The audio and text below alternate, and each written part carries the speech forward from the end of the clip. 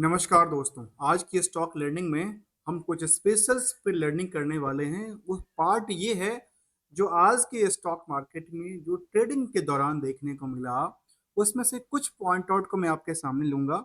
वो ही है जो हमने जो करीब करीब 5 कंपनी को हमने लिस्ट आउट किया है।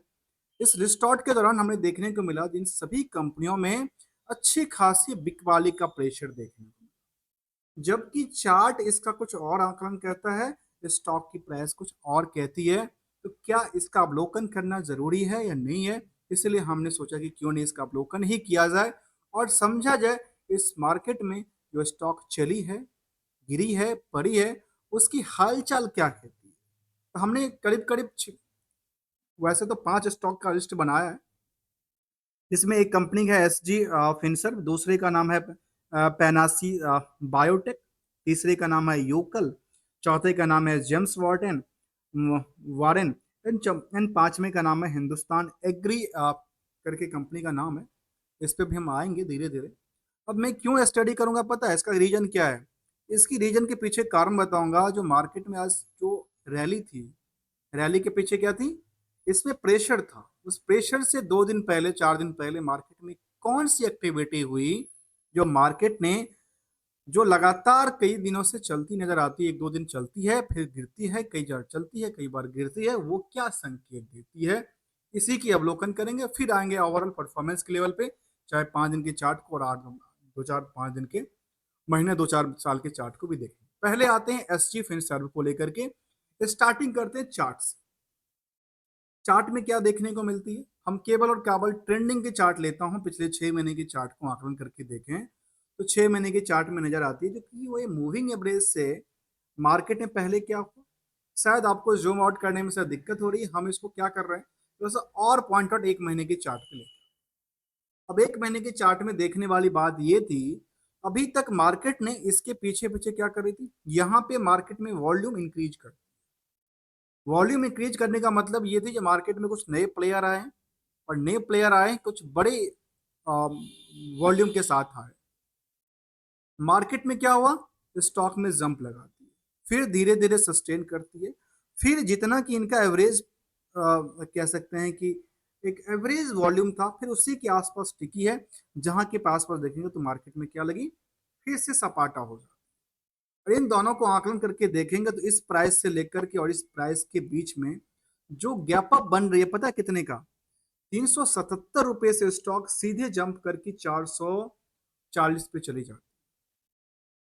कितने दिन के अंदर? केवल और केवल 5 डे के अंदर। परसेंटेज ऑफ ग्रोथ देखिए। इसके बाद मार्केट में क्या होती है? मार्केट में खास के मैं इन 3 दिन की बात करूंगा।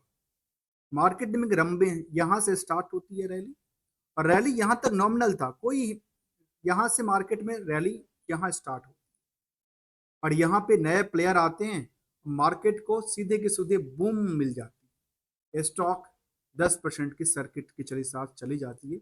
जहाँ पे आकलन करके देखा जाए तो इसकी प्राइस 399 के आसपास हुआ करता था, वो 440 हो गया। नियरली 10% के आसपास की सर्किट लगाई उस दिन में। उसके बाद दोबारा सेम वैल्यू के आसपास मार्केट रही, लेकिन लेकिन क्या हुआ? लेकिन बात ये थी कि मार्केट ने 6% के आसपास की गिरावट। अब इसके पीछे की थोड़ी सी बैकग्राउंड को हम एक नजर डालते हैं, जो आखिर इसके बारे में हुआ क्या। क्योंकि यहाँ पे इंटरेस्टेड पर्सन की बात करूं तो नियरली दे देखने को मिला, तो थोड़ी बहुत कम इन्वेस्टर नहीं है, बड़े इन्वेस्टर की तादाद से 10-12 हजार के आसपास के लोग हैं यहाँ पे, जिसमें से ज्यादातर होल्डिंग पब्लिक के पास है, और पब्लिक में रिटेल के पास भी हो सकती है, जहाँ पे देखने को मिलती है, नाम निकल के आती है। अब इसकी कंपनी के बारे में क्या कहती है? कंपनी क्या लगातार जंप करती है? नहीं करती है, क्योंकि कंपनी का सिलसिला तो यही कहता है। यदि आप 6 साल की चार्ट की देख लें तो लगातार ट्रेंडिंग क्या था, इसका रिवर्सल चल रहा था, और एक दिन में 5% 10% चढ़ के चलता है। और ऐसा एक दिन का बात नहीं है, हमेशा की बात। इसमें हमेशा की बात है। किसका पैसा लगा है, कैसे लगा है, ये तो आप सब जानते होंगे, और आपके पता होगा तो आप मुझे फीडबैक कमेंट करके जरूर देना। चलिए, दूसरे स्टॉक पे बहुत ज्यादा डीप नहीं करने वाले हैं। दूसरी कंपनी का नाम है, जिसमें कंपनी का नाम हमने लिया था पैनासी बायोटेक लिमिटेड। अब इसके ऊपर देखें तो इसके में क्या निकल के आती है। इसकी मैं सबसे पहले चार्ट पे जाऊंगा। चार्ट में केवल और केवल 1 महीने के चार्ट को लेते हैं। 1 महीने के चार्ट में जो चार्ट में फिलहाल कुछ ट्रेडिंग सेशन से कुछ भी नहीं एक्टिविटी थी, वहां पे एक्टिविटी चालू होती है। ठीक है, एक्टिविटी में क्या हुआ, बूम करती है, बूम करती है, लगातार बूम करती जाती है, और एक ही बार में इसको धड़ाम से निकल के आती है, और ये थोड़ी सी गिरती है। और क्या ये अपने पिछले रिकॉर्ड को तोड़ी? नहीं। यहाँ पे देखने को ये मिली, जो ये इस प्राइस के आसपास की बात करें तो अभी तक नहीं आई, लेकिन ऊपरी सतह से वहां से पेनिक हुआ। लेकिन इसकी मूविंग एवरेज की बात करें, खास करके इस बात को, मूविंग एवरेज कुछ और कहता है। और जो वॉल्यूम इंडिकेशन देता है, जो वॉल्यूम में कभी इसमें पीछे के आप डेटा को देखें, पिछले 6 महीने के डेटा को भी आंक लें, तो कभी वॉल्यूम नहीं था मार्केट के अंदर, वॉल्यूम कभी मार्केट में था ही नहीं।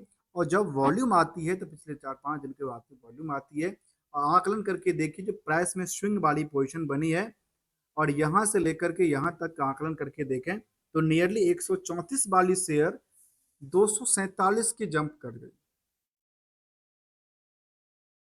This is a completely as the stock price is jump from the last few days। अगले पड़ाव में देखेंगे इस कंपनी को लेकर के, क्या लगातार चार्ट बढ़ी है? नहीं बढ़ी है, तो देखने को ऐसे कभी नजर नहीं आई। लास्ट यदि 5 साल की ब्रेकआउट का भी देखें तो ब्रेकआउट कब की तोड़ने वाली है? नियरली देखा गया तो इसमें 2022 वाली जो रिकॉर्ड थी उसको शायद तोड़ती नजर आ सकती है। इसके यदि तोड़ती नजर आई तो मार्केट यहां से क्या हो सकती है, बूस्ट, उस जिस हिसाब से वॉल्यूम आई है इस हिसाब से बूस्ट हो सकती है। जैसे कि वॉल्यूम यहां पे आई थी, वॉल्यूम यहां पे आई थी, इससे ज्यादा वॉल्यूम यहां पे आ गई, और फिर वॉल्यूम आने के बाद क्या हुआ, मार्केट सीधे के सीधे गिर गई। आइए अगली कंपनी की तरफ, जिसका नाम है यूकल लिमिटेड। यूकल लिमिटेड में देखा जाए, हम चार्ट की तरफ ही चलते हैं पहले, और चार्ट में फिलहाल 1 महीने की चार्ट में आते हैं। मार्केट में कोई भी ट्रेडिंग एक्टिविटी नहीं थी। कितनी की वॉल्यूम आसपास ट्रेड कर रही थी? देखिए वॉल्यूम कितनी आ रही थी पर डे का, पर डे की वॉल्यूम में देखा गया तो करीब 25,000, कभी आती है 35,000, फिर आती है, ऐसे इसी आकलन में था सब। इसको देखा जाए तो इसमें काफी कम रहा, और एक ही बार में जब जंप करती है तो 8 लाख से ज्यादा, कहते हैं 9 लाख वॉल्यूम आती है मार्केट में। वॉल्यूम आई, मार्केट ने क्या किया, हम पता है क्या करने वाले, ये बेसिकली वॉल्यूम एनालिसिस की पार्ट कुछ है जिसको हम समझने वाले।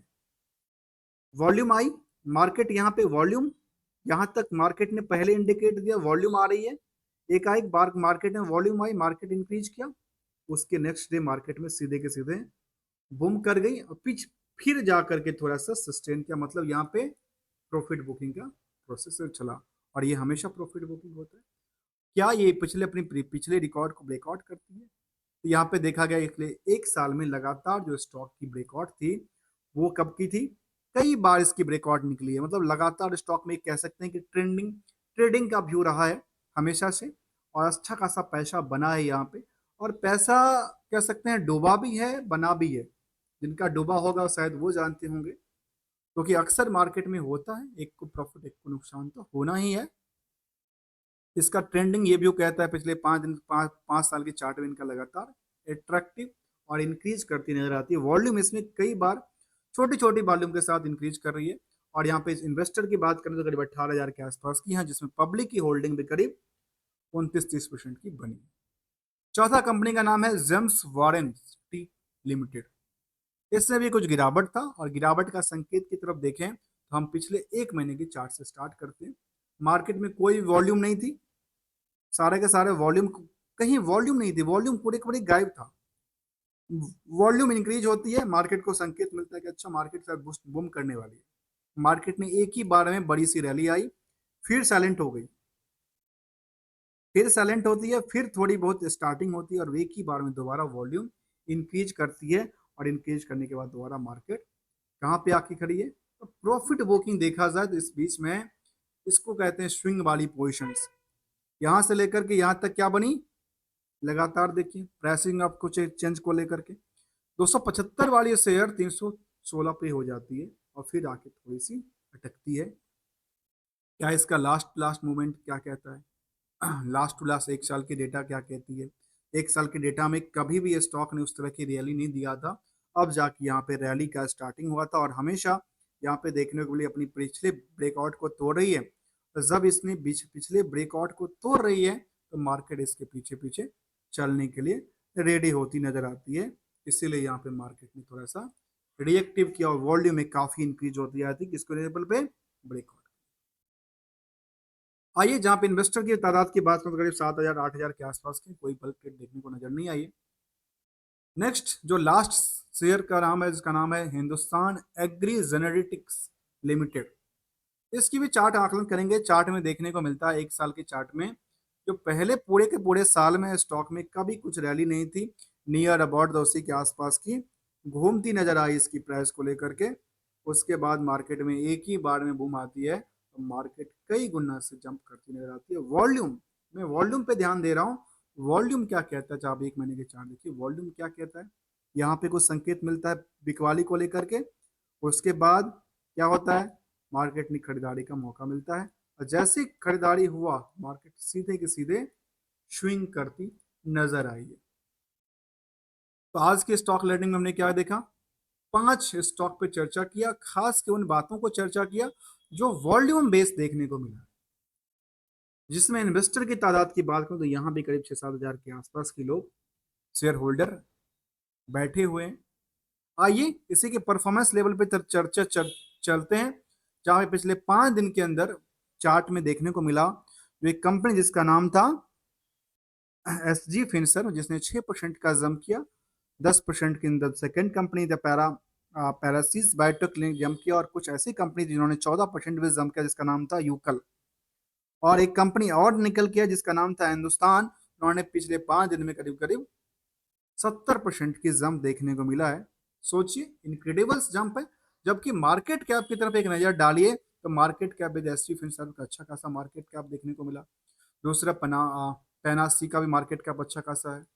यूकल का मार्केट करीब 500 करोड़ के आसपास का देखने को मिला, जबकि जेम्स का मार्केट कैप केवल 100 करोड़ का है। उसके बाद जो लास्ट कंपनी था जिसका नाम था हिंदुस्तान एग्री जेनेटिक्स जिसका मार्केट कैप केवल 34 करोड़ की रही है।